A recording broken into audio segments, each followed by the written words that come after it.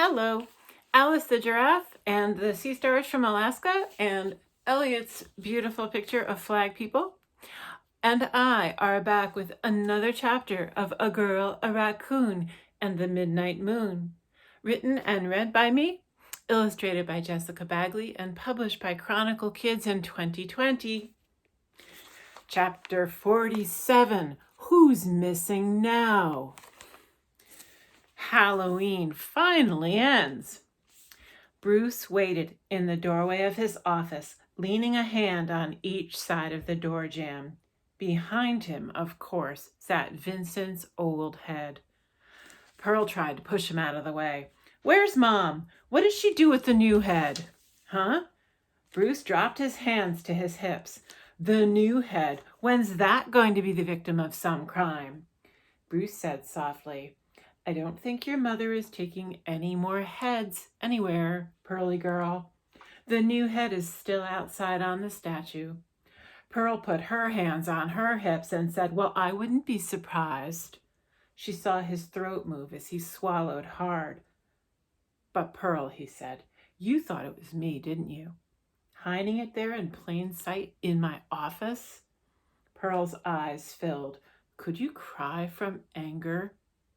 She asked, "How could you not know Vincent was there all along? Did you and Mom have that plan together? Is that why you didn't want to lend me your costume?" No to all that. Your mom acted alone." Bruce gave her a minute to absorb the information and to consider its implications. He didn't sound angry, just defeated. Pearl leaned on the windowsill and looked down onto Lancaster Avenue. "Pearl, do you have any idea why your mother did it?" Pearl sighed deeply. She didn't want to think about this. "I know 2 reasons. Because she loves you, Pearl, and because she loves the library. Isn't what you think." He walked to the file cabinet. With his big hands, he picked up the heavy stone head and gently lowered it to his desk chair. He cushioned it in some old moon pages and said softly, "Think back to summer. Think back to spring. Think back to nobody coming, no Cirque, to the Knickerbocker Library opening, and no new budget, to an inevitable slow death for this library, which your mother loves before everything else in the world, other than you." Pearl scrunched her body small and climbed into the book elevator. Bruce lifted the statue's old head and set it on her lap. It was a very tight fit in the old elevator. "Okay," said Bruce. He bent his knees and squatted down to look into Pearl's eyes, grasping her hand. "Pearl, I'm leaving the library." At this point, she was not surprised. She'd known this was coming. It was just the first of the rest of the bad things that were coming. "Where?" She held the head in her hands, heavy as her heart. "Back to the parks, but not up north, to New York City parks.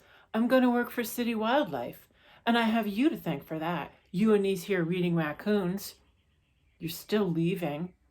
"I'm leaving the library. Budget reorganization," said Bruce. "Somebody on the staff has to go. I may as well be the weak link, so I wrote myself out. Your mother's the strong one.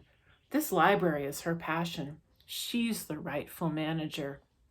Pearl kicked out rudely, wanting Bruce to let go of her, but he held on tight. "Pearl, I'll be here for her and for you. I'm not going anywhere, not really." He let the door close. It was pitch dark in the book elevator. Pearl had never ridden in it at night when there was no light coming in from the top of the shaft, and she had never ridden in it with her arms and legs around the head of her beloved statue, Vincent, a wonderful neighborhood storyteller who was herself responsible for the magic that had led Mrs. Malamar to begin reading. Weird.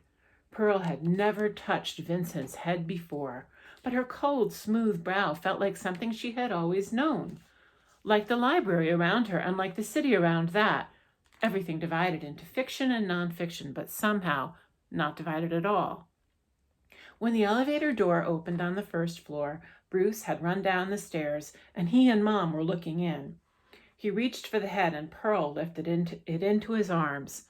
"Whew," he said.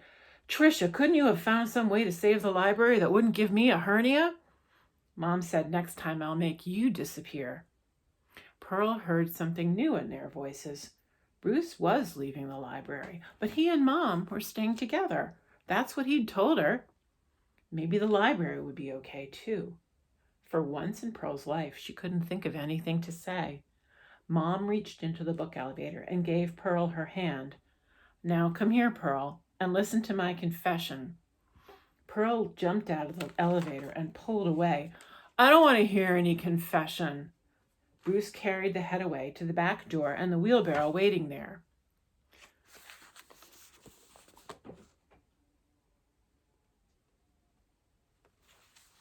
Mom followed Bruce, turning back to Pearl, insisting, "Come here." She shifted the newspapers away from the back of Vincent's head. "Look," she said. Pearl gasped. The back of Vincent's head was cracked from top to bottom. "A tree branch came crashing down," Mom said. "We'd moved the branch the day before, and it wasn't until the morning that I saw the crack clearly. So I had Mr. Nichols help me get it down. If it had fallen on someone, kid or raccoon, this head would have done some serious damage." "Why didn't you tell me?" "I was going to, of course, but I knew your heart would be broken. I knew the city would never come up with funds to repair a statue. But before I could tell you, you saw it yourself. And that scream drew people in, and she made me call the paper," said Bruce.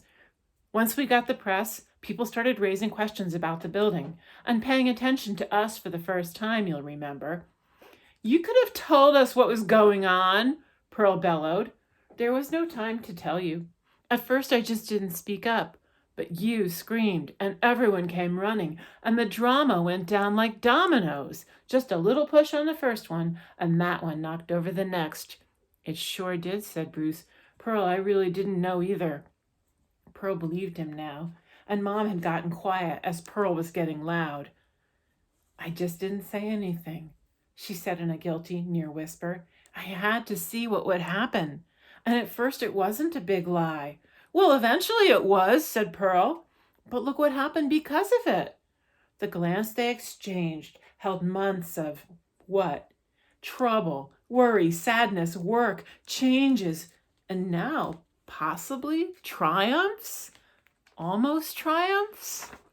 They gently rolled the statue in the wheelbarrow toward the pedestal so it could be found there in the morning, as if out of some new resolution made by some criminal, thief, punk, or vermin on Halloween night. The head had been returned as stealthily as it had been removed in the first place. "Was I wrong?" asked Mom. "Doesn't it seem like Vincent was trying to help us? Maybe giving us a story, the way your story says she does? Look how you made the story into something that could give the library new life." What could Pearl say? She examined Vincent's sad old broken head as it sat in the wheelbarrow, ran her fingers along the crack, along the tendrils of her wavy hair, along her blank stone eyes and her nose and her lips. "Poor Vincent," she said. "Look at the new head," said Bruce. "She's gorgeous." Pearl had to admit the stonemason had done a good job of copying the head from the photographs. "What are we going to do with the old head?" said Pearl. "Memorial room," Bruce suggested. "We'll have to see what happens with the district vote," said Mom. "There may be a need to come up with some kind of alibi." "What's an alibi?" said Pearl. "Too bad Ramon was nowhere around." Mom shrugged. "A story." Bruce put his arms around both of them. Mom said, "Pearl, will you ever forgive me?" Over Bruce's shoulder, Pearl saw Vincent's head in the wheelbarrow, not stolen and lost. "I guess," was all she said. Later that night, Pearl descended the basement steps with a battery-lit jack-o'-lantern under her arm for illumination, some mooshu pancakes from the giant platter Simon's mother had sent in the van, and 2 books. Guess What? Guess What by Mem Fox, illustrated by Vivian Goodman, Australia Omnibus, 1988, in the U.S., Harcourt Brace Jovanovich, 1990. And Hecate Peg by Audrey Wood, illustrated by Don Wood, Harcourt Brace Jovanovich, 1987. Gifts for the raccoons' great masking celebration at midnight. Psst, she said as she pushed open the door into the basement. Mrs. Malamar loomed up in the orangey shadows. She pushed her humped back against the elevator door to hold it open and stood eye to eye with Pearl. I brought some books for Eric to use to teach the other neighborhood kids, Pearl said. Mrs. Malamar shook her head. Nothing junky, not garbage or anything, Pearl rambled on. These are some of the best Halloween books. They'll definitely make Rax Rex. And listen, the moon is... The old raccoon went on, shaking her head. Her eyes were sad, tired. Pearl stopped talking, realizing the basement was empty. They're gone? Mrs. Malamar nodded and waved a weary paw at Pearl to indicate that she should go back upstairs. Marianne? Things were awfully quiet around here. And Eric? Another nod. But where? Pearl asked again. Mrs. Malamar's paw waved again, a big circle that seemed to indicate the whole city. Out of town, like where Eloise is? Or where Matilda went? Mrs. Malamar sighed, as tired a sigh as Bruce ever sighed on his lowest day. Pearl felt her confusion and oldness. She knew how it felt to think a family member would act on her own and leave you wondering why, as if what you'd prefer didn't concern them. The old raccoon pushed the door closed, but Pearl stuck her foot in the door and jammed the elevator. She stuck her head out. Mrs. Malamar paused as she was walking away and looked back over her shoulder at Pearl. I know you'd rather have Marianne, but she's taught me a lot. I'll help you, said Pearl. I can write things now. And she hesitated, appalled at her own daring. Would she? Could she? I have a really good idea. Maybe Mrs. Malamar smiled a raccoon smile, even though her teeth didn't show. Pearl couldn't be sure, but she felt hopeful. Okay, she added. Mrs. Malamar nodded a different, quicker, more accepting kind of nod. She waved Pearl back into the elevator. Pearl tucked her feet in, let the door close, felt the elevator lift. She jumped out behind the cert counter. Mom and Bruce were standing there with their arms around each other.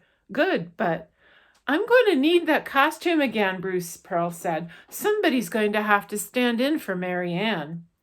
Mom and Bruce turned and looked at Pearl. How could Marianne be gone after all that the reading raccoons had accomplished?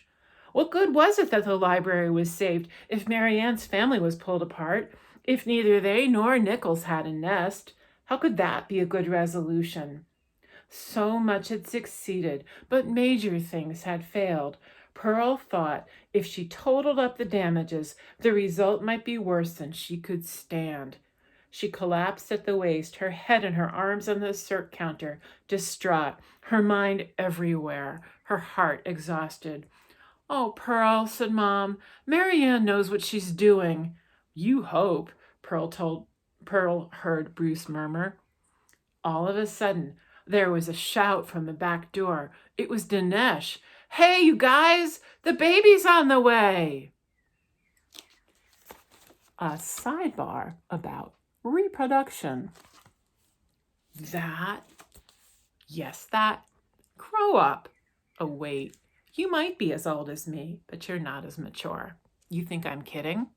Female raccoons can mate and have kids of their own at just 1 year old. Male raccoons take a little longer to grow up, same with humans, about 2 years instead of 1 for the females. Raccoon pregnancies last 63 to 65 days. Like everything else about our lives, we squeeze more growth and development into less time. But regardless of species, when a baby decides it's coming, there's no holding it back. By M.A.M. Thanks for listening. See you tomorrow.